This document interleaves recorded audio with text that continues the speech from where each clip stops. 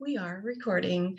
Okay, welcome to the mesmerizing science of Reiki, not just Reiki, but the ancient practice of hands-on healing and remote healing throughout human history. So I'm Theresa. I'm the founder of 11th Hour Shaman, and I'm a shamanic herbalist healer, and I've been a Reiki master teacher for about a decade now. So some people have been asking questions about Reiki lately, which is such a beautiful thing. And when you hear all of this science, you're probably going to be shocked and really excited and wonder why in the world everybody doesn't know about this, because I don't know why everybody doesn't know about this. So I'm sharing it. Maybe that's why. And then you can share it too.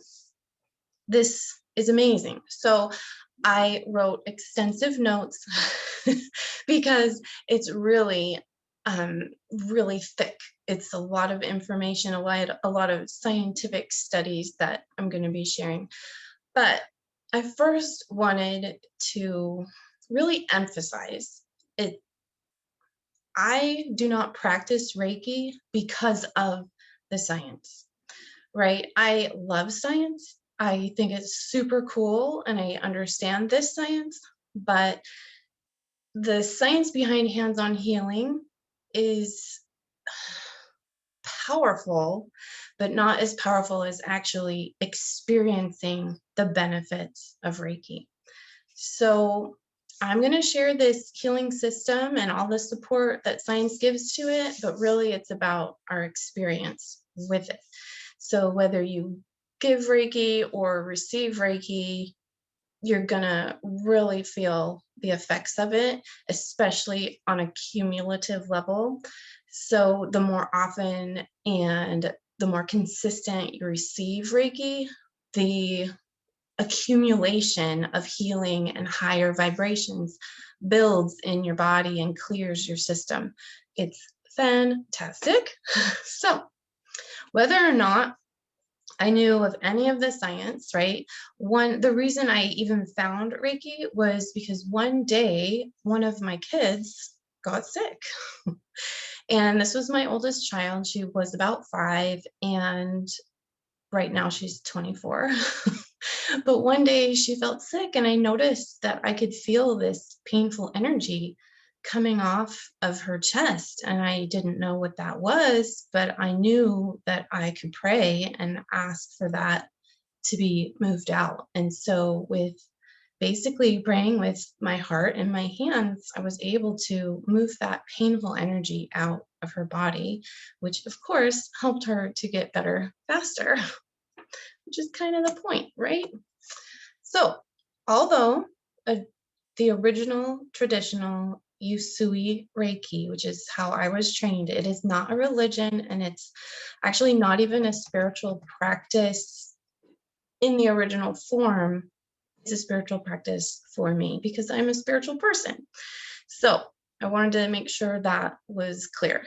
Now, let's geek out on some mesmerizing science. I have a hard time saying mesmerizing. Okay, this information is super deep. Here's the books I recommend.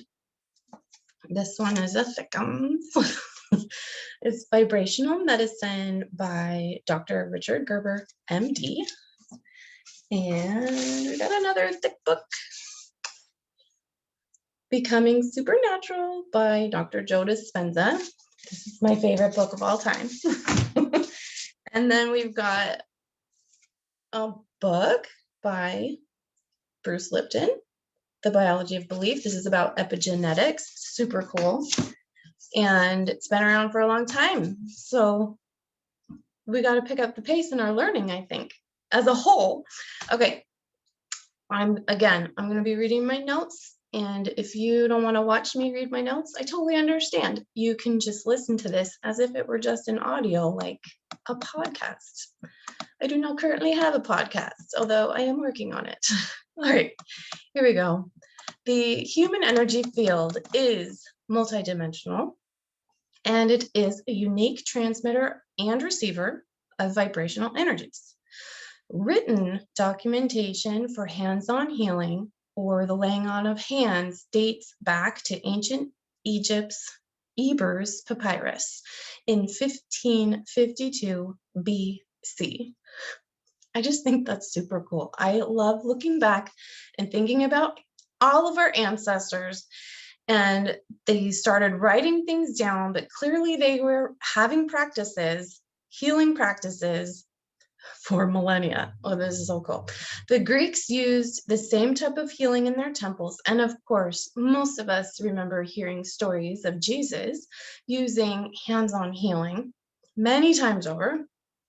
And I believe somewhere in their Christian Bible, it says, "These things that I do, so can ye do, and more."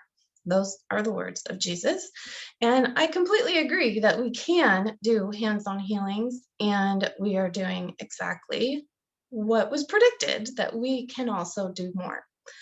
Paracelsus, let's assume I'm saying that right, from the 1500s, believed in a subtle emanation or fluid that pervaded all space.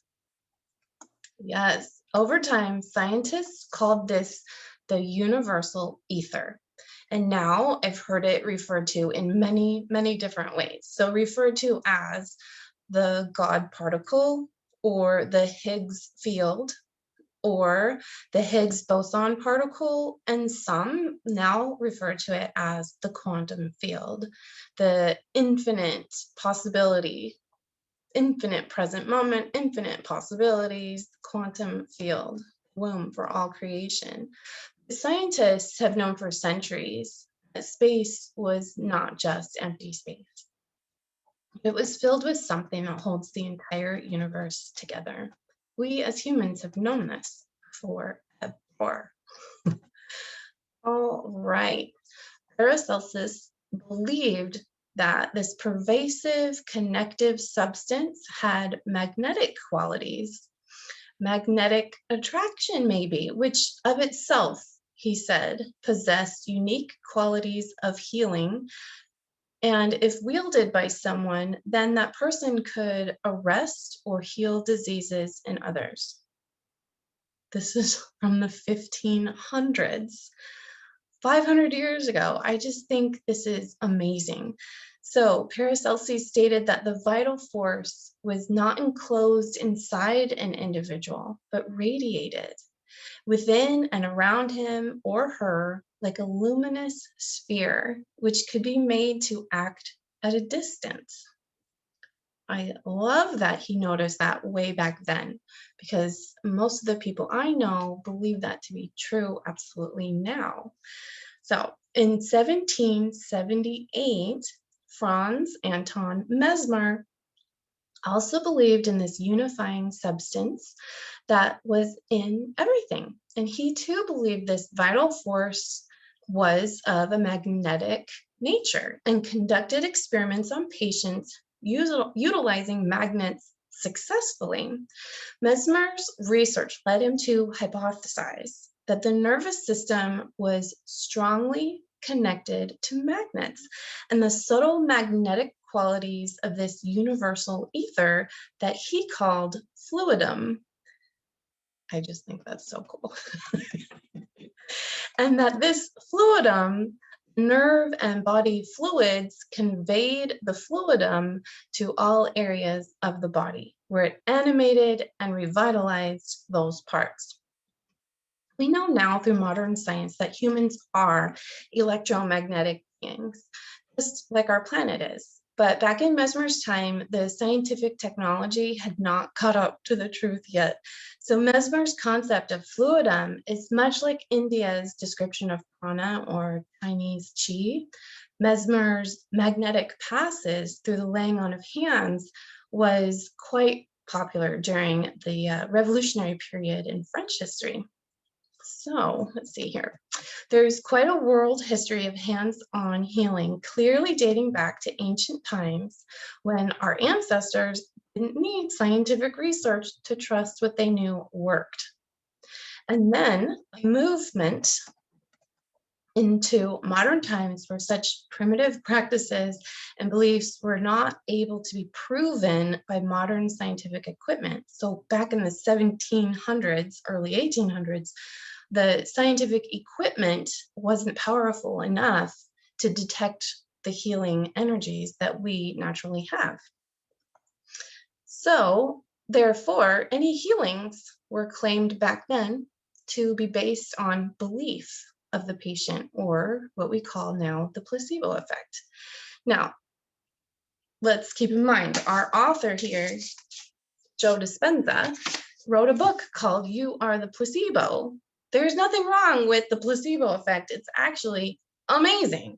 It proves to us the power of our own mind and our own consciousness, that when we direct it in the direction of healing, we have a huge amount of power over the kind of healing we can create just with the placebo effect.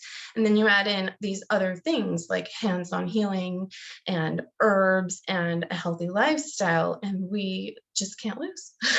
It's awesome.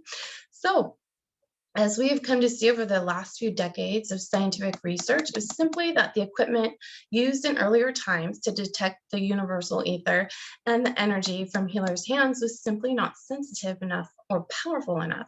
In fact, one of the most extensive studies into the energetic qualities of laying on of hands healing was conducted during the 1960s by Dr. Bernard Grad of McGill University in Montreal. The 1960s, so that's 60 years ago.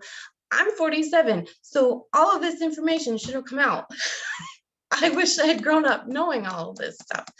All right, we'll talk about that in another day. In order to isolate the effects of belief, the placebo effect, from his experiments, Dr. Grad chose to work with non-human models of illness by substituting animals and plants as healing subjects. I think that was a brilliant idea, because people do tend to say, in a bad way, thinking the placebo effect, negates our results. Grad's findings concluded that both direct touch with healers' hands or a natural substance such as cotton can be charged with healing energy that retarded the development of disease, even when all circumstances were set to create disease. So Dr. Grad also found that healer-treated subjects had a significantly faster rate of wound healing. These same findings were later replicated under the strict double-blind conditions by Dr. Remy Cadaret and G.I. Paul at the University of Manitoba. This is most of this information that I'm telling you about is from this book. This book has a chapter on this topic. The rest of the book is all other types of vibrational healing. So this is an incredible book. Again, I suggest you get it. All right, Dr. Grad also found that water could be charged with healing energy as well and transmitted to living organisms such as plants and such as the plants in his experiments, which led to these findings. The plants had a more abundant yield, they accelerated the plant growth, they had larger plant size than the untreated plants, and most impressively, the treated plants showed a higher chlorophyll content than the untreated plants. This will become very significant in later studies. Dr. Grad didn't just study the positive results of healers' energy, but he also discovered that, quote unquote, psychotically severely depressed individuals seem to give off negative energy, which had inhibitory effects upon plant growth. What? Oh my gosh, that's so important, because can you imagine the difference between sitting next to that energy versus sitting next to somebody that is obviously a much higher vibe? Makes a difference. When you walk in the room, you can feel the vibe. Various studies were done by Dr. Grad and Dr. Robert Miller of Atlanta, Georgia, to compare the effects of healers' energy to that of magnets, with very similar results as noted by Mesmer nearly 200 years prior. But when conducted on enzymes, had very significant differences that we will get into in just a minute. Another doctor, here we go, Dr. Justa Smith. She's a nun and a biochemist. She confirmed other researchers' published findings that strong magnetic fields were able to accelerate the reaction rate of various enzymes, depending on the length of time that enzymes were magnetically treated. I find this to be very significant because enzymes don't have a placebo effect either.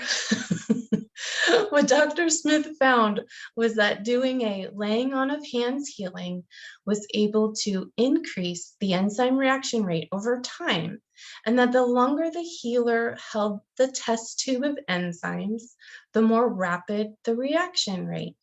Similar effects on enzymes had been noted with high intensity magnetic fields. Here's what's really cool though, two things actually. The healer's hands created the same results as the magnets used, about 3,000 Gauss, Gauss, which is about 26,000 times the intensity of the Earth's magnetic field. Yet, no magnetic fields could be detected around the healer's hands at that time in history. What? I think that's super cool.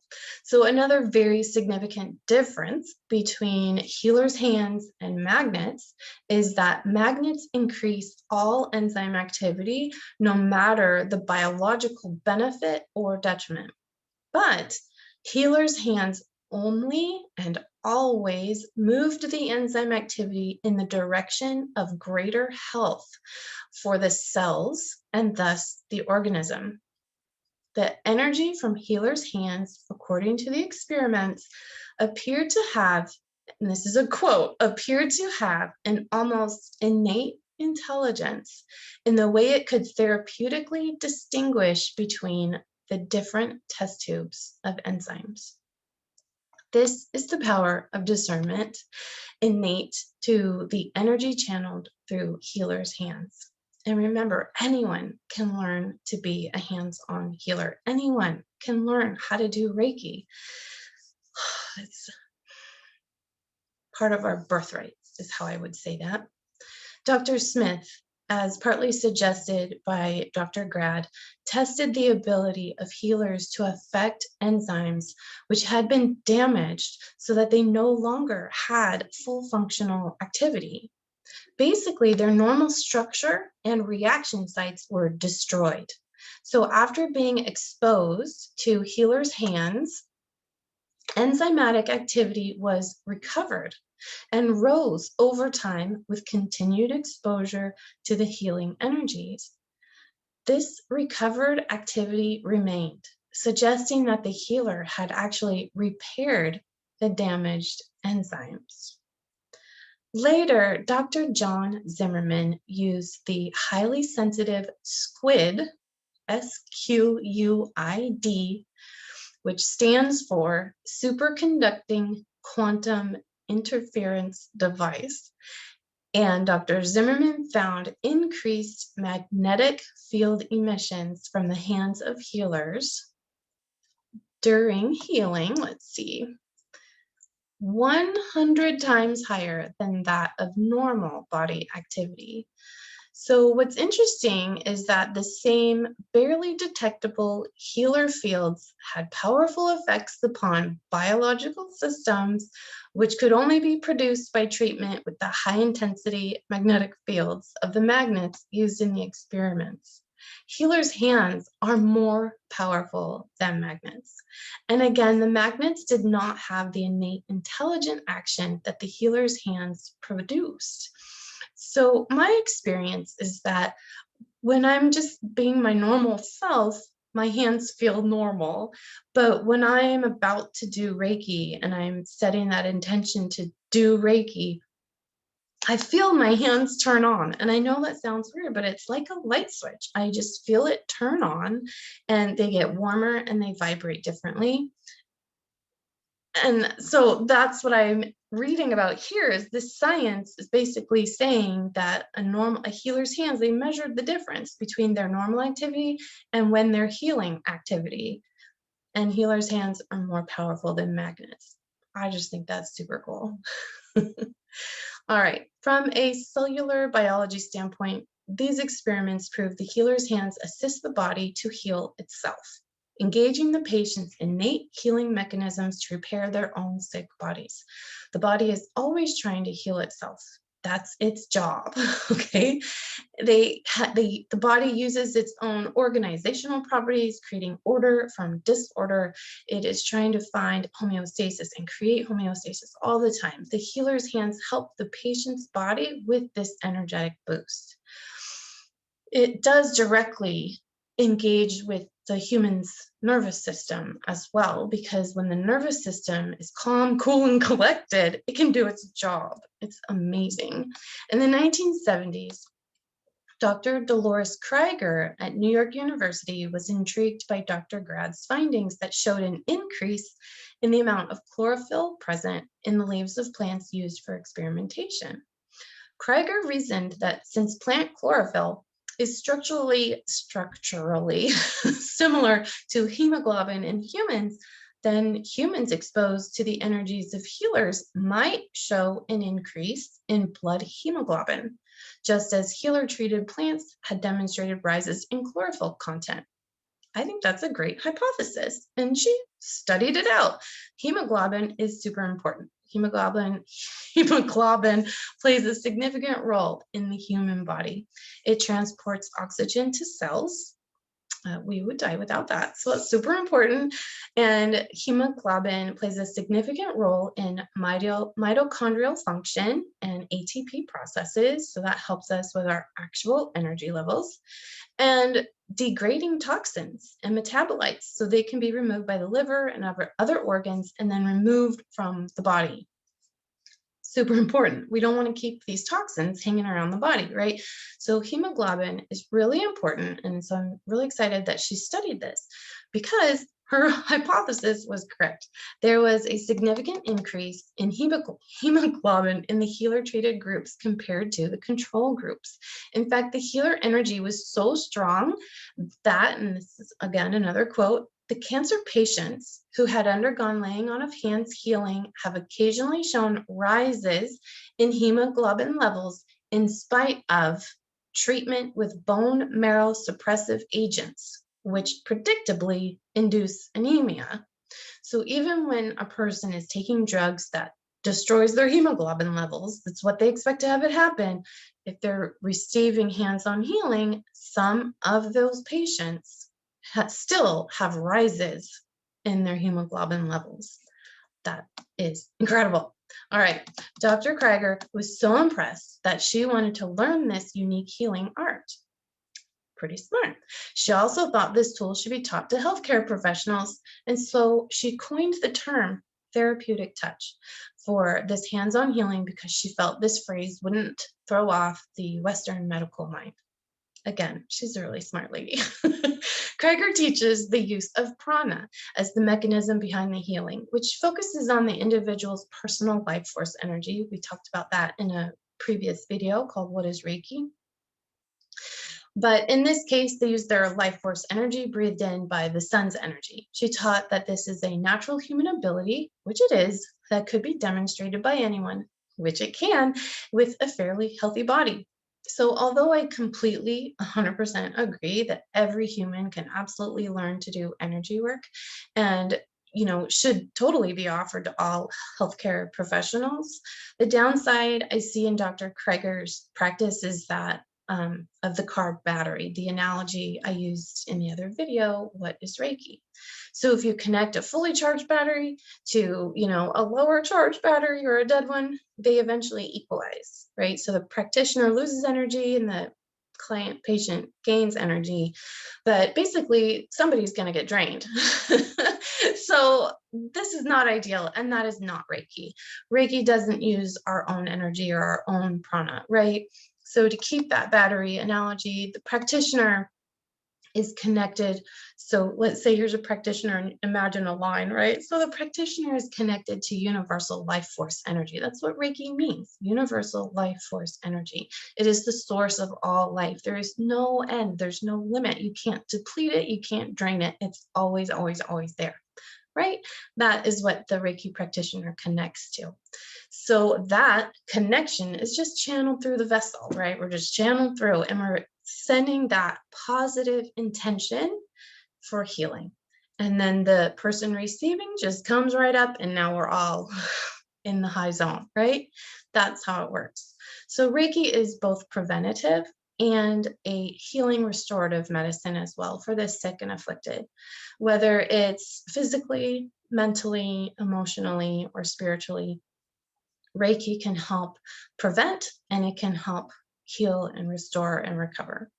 So please keep in mind, Reiki does not take the place of emergency medicine. If you have an emergency, call 911, but you can integrate Reiki into any situation. So if you have to get in the ambulance with a loved one, you can give Reiki to your loved one while the medics give the medic stuff to the loved one. You get what I'm saying? If you have a loved one in a hospital or in a sick bed or in hospice, they can still receive Reiki no matter what other thing is being given to them, because it only always leads to more healing and the better health of the cells, right? Makes sense? It does not interact negatively. There are no negative side effects to Reiki, none. Reiki has a cumulative effect, and all the studies show that the more frequently and the more consistently a person receives Reiki, the faster and more long-lasting the results. So even just a 12 weeks of coming every week, they can have significant results. I read a study a long time ago, literally probably 8 years ago. And the study was older than that, right? It's just when I found it. But this study was done on multiple sclerosis patients, MS patients that had depression. So it was specifically trying to address their depression and not necessarily heal the MS. But they had a group, and those who went consistently every single week for 12 weeks had the most significant effects. It was over a 90% improvement in their experience of depression. Some people did have a complete remission, and those who went less often and less frequently, and they weren't consistent in their 12 weeks, and they got it for free. So I don't know why they weren't showing up, but they didn't. And so they did not have as good of results. So I decided back when I was in school, somewhere between 2011 and 2013, that I wanted to do an experiment. So I invited some people to have free Reiki, and they were in a 12-week trial, I guess you would say. One of my friends slash clients, she wanted to get off her depression medication, and the other people weren't on any medication, but she's the one that came every single week. And she actually gave me money anyway, even though she didn't have to. She really felt like it was an internal thing for her. She really felt like she needed to pay me. And she showed up every single week for 12 weeks. And by the time she hit about 10 weeks, we both felt like she could cut back to every other week. But because the study was for 12 weeks, she went ahead and came back for those. But after that, she then switched to every other week. But within that time, she was able to get off of her depression medication that she had decided she wanted to get off, but she wanted help. And that was right when I offered this free study, I guess, that I decided to do. And so it was just very serendipitous, and it was a beautiful thing. And her whole life changed. It's kind of a beautiful thing. So anyway, those who didn't come as regularly and consistently obviously didn't have as significant of results. And that makes so much sense. We have to be full participants in our own healing, right? We have to show up for ourselves and the things that we know can help us feel better. So that's my message. I would also like to share that there have also been extensive studies on long distance healing or remote healing energies.